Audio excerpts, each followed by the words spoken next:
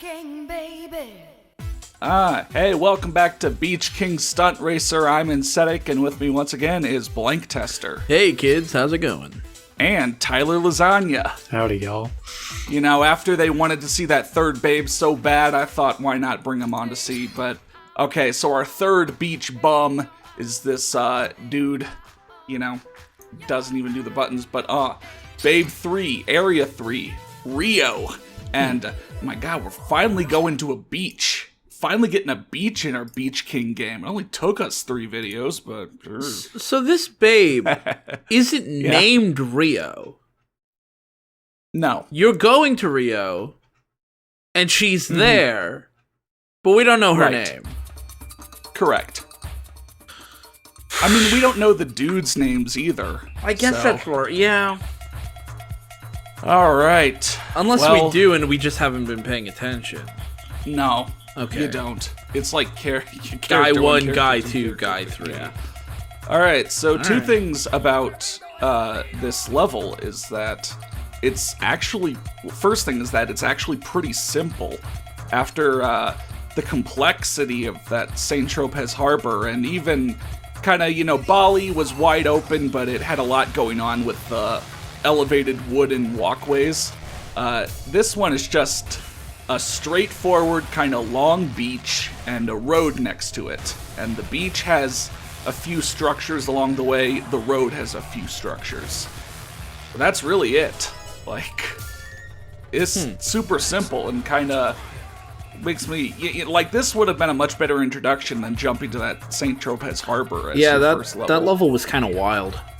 But you might notice that every camera you can select usually shows like 2 or 3 of the diamonds. You know, there's not really many places to put them. And a lot of repeat views, basically. Yeah, and the other thing about this level, or at least the music that loads up with this level, is like, this one will really tell you how short the music loops are, because whenever that guy does his "Hola gringo es amigo" thing, like, he does, like, that happens every, like, 10 seconds. And that's that's pretty annoying. That's the loop. Oof. Yeah, seek.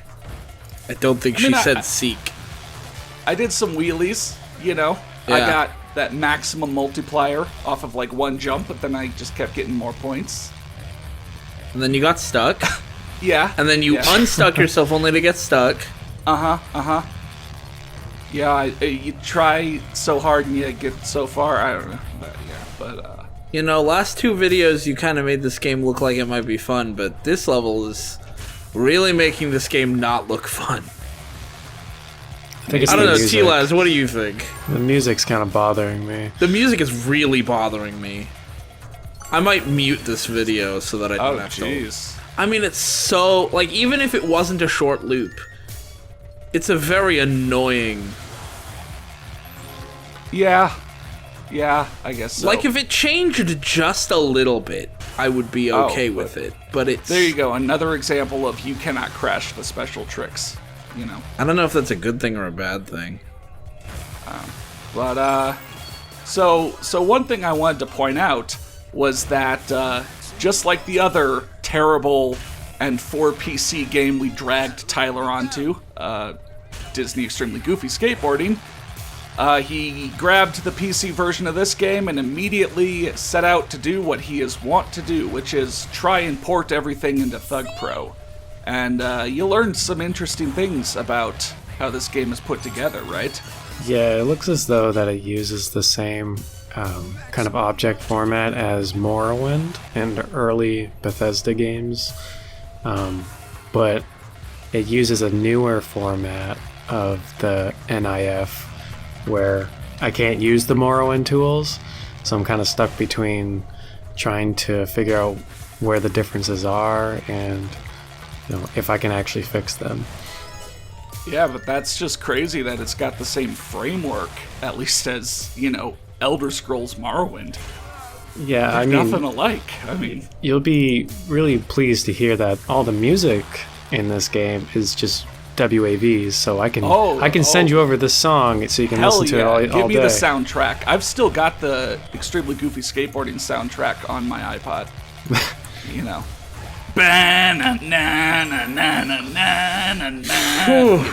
Jesus. What? It's not. I'm still wrapping my head around how bad this soundtrack is. That was a really good landing, wasn't it? Oh, these are beautiful landings. See, like this is what I mean. That whole chaos theory joke. Like, how did I crash that? I was like pretty close to landing right. How did I land that one where I bounced all around? You know, very carefully, I guess. In a game like Tony Hawk, you can trust that if you are straight enough and you are not tricking, you will land. There is zero chance of you, falling down toward the ground and meeting the conditions I just said, and then just I don't know, your skateboard dissolves when it hits the ground and you face plant. There's no chance of that. So you can land, but in this game it's you really never know.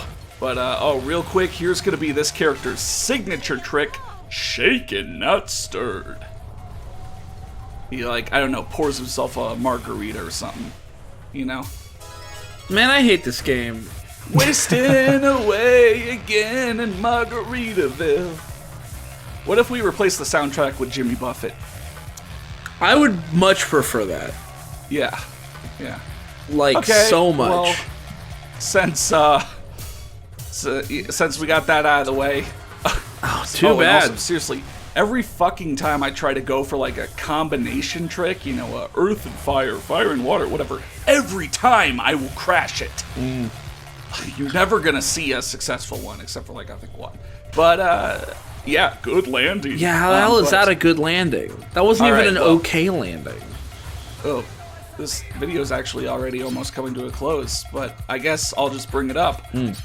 We were alerted to a Kickstarter project called Street Uni X, which looks to be a unicycling game in the design of those late 90s, early 2000s extreme sports video games. I'll probably PS1, PS2. Yeah, I'll probably link it in the description and probably make a post about it. But yeah, just from what it looks like, I mean, it literally looks just like one of the old Tony Hawk or Matt Hoffman 1 games. Yeah. So that's really, really interesting. But back to Beach King. So yeah, that was the first area for Rio. So next time we will head back to St. Tropez and go to the second area for that. So see you then.